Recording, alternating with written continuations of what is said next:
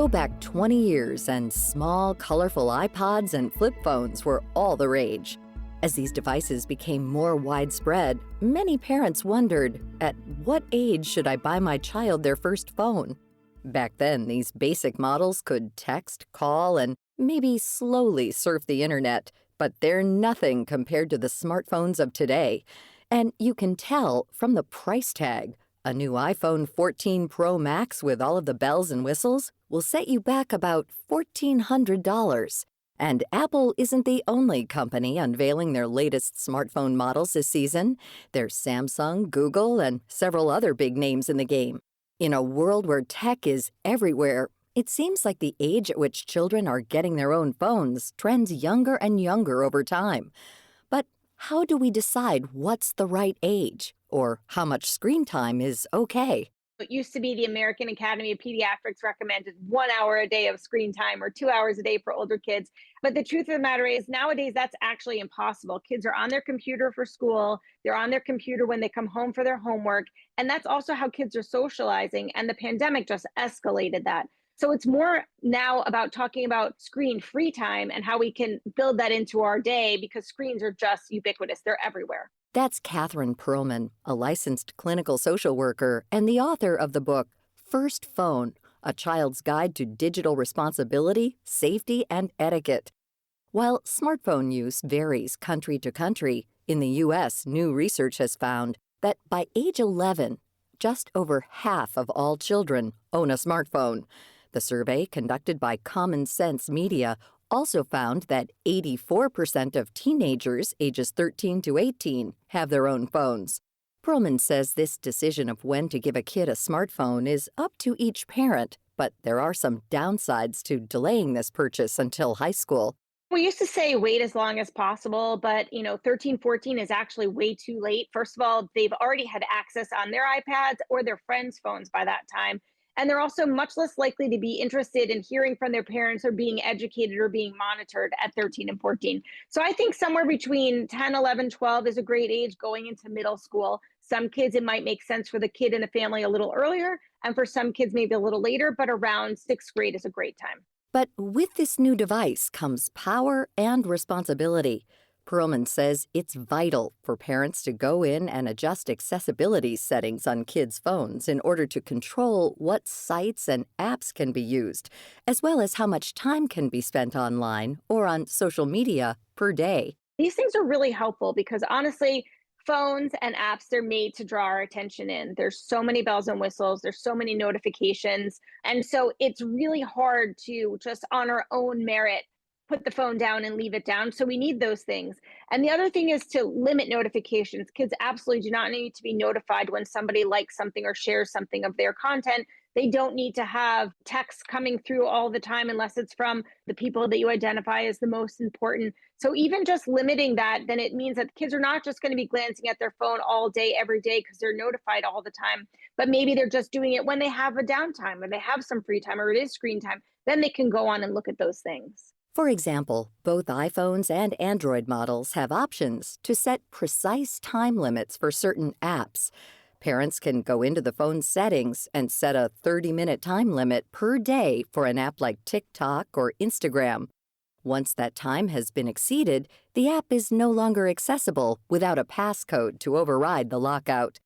And it's not just about the half hour spent on social media, but it also matters what your kid is looking at during that time. Perlman points out that conversations around social media use and its dangers are extremely important. While TikTok can seem harmless, it can be overwhelming to see so much consumer-focused or artificially curated content. Browse with your kids, see what they're interested in, do it with them, talk to them about likes and shares and comments and how that can go wrong and how our self-value comes from doing other things, and have those discussions long before they get their own social media. And then by the time they are 13 and they maybe dabble in one or two, you don't have to give them all. And maybe again, you do it with them and you monitor it with them so that they can build good habits. And then you can set them a little bit more free to do as they want when they're 16, 17 years old. Privacy and adult content restrictions are also vital. On an iPhone, a parent can go in and limit TV or movie show viewings to only allow those with specific ratings like G or PG to be shown. This also applies if you want to filter out videos, podcasts, or movies with explicit content. Google's search engine also has similar filtering features. Kids are curious. So it's just natural inclination to just, oh, let me just Google this word I heard that I don't even know what it means, or something silly with my friends. But the problem is sometimes that can bring up something that kids aren't ready for. It could be pornography, it could be upsetting images. And the other thing is, kids don't really understand the difference between information that they see that's fact, something that's propaganda, or something that's opinion. And so it's helpful to give kids some guidelines about, first of all, being mindful about what you Google. Stop for 1 second and say, is this something I'm ready for? If you do see something that's upsetting, that say it's okay to talk to a grown-up about it.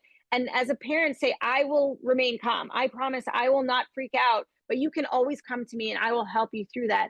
And I will not shame you or embarrass you for something that is a healthy inclination to be interested in things and to look something up online. This mindset should also go the other way, too.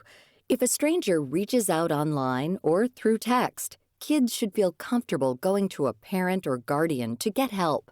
This could be more important now than ever before, as text message scams in the U.S. have skyrocketed in recent years, with complaints to the Federal Communications Commission increasing by 146% in 2020. We're getting notifications that, UPS needs something or Netflix needs our password, and that's not really coming from those companies. And I think the best way to educate kids is to show them real life examples of these things. So if you get something that looks fishy, show it to your kid and explain, oh, I took a second to look at the sender and it's not a real website, so I didn't click on it. Or I know that no one will ever ask me for my password on a text messages, so I knew that that wasn't real. As a parent, it might feel like this is a lot of information to go through verbally with your child.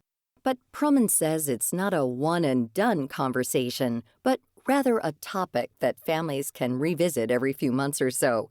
As a child gets older, some phone limits can be taken off, or screen time can be extended. These tips might be directed towards kids and teens, but all of us have to navigate this constantly evolving world of tech. Who knows? Some of these social media time limits may come in handy for you, too. To find out more about this topic and our guest, Catherine Perlman, visit viewpointsradio.org. Also, visit our site to find articles that break down exactly how to set up parental controls on Android phones and iPhones. For more behind the scenes, search Viewpoints Radio on Twitter and Facebook. This segment was written and produced by Amira Zaveri. Studio production by Jason Dickey. I'm Marty Peterson.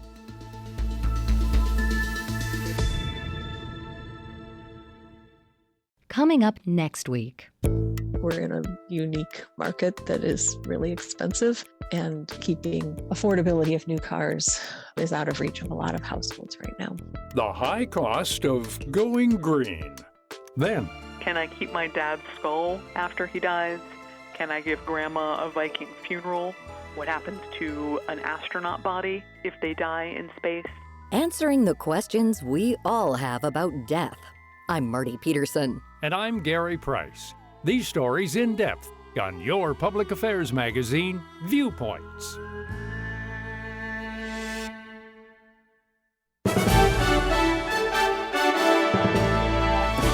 And that's Viewpoints for this week. Follow us on Twitter, Facebook, and Instagram to learn more about upcoming shows and find a library of past programs on Apple Podcasts, Google Play, and Spotify. Plus, you'll always find previous segments and more information about our guests at viewpointsradio.org. Join us again next week for another edition of Viewpoints.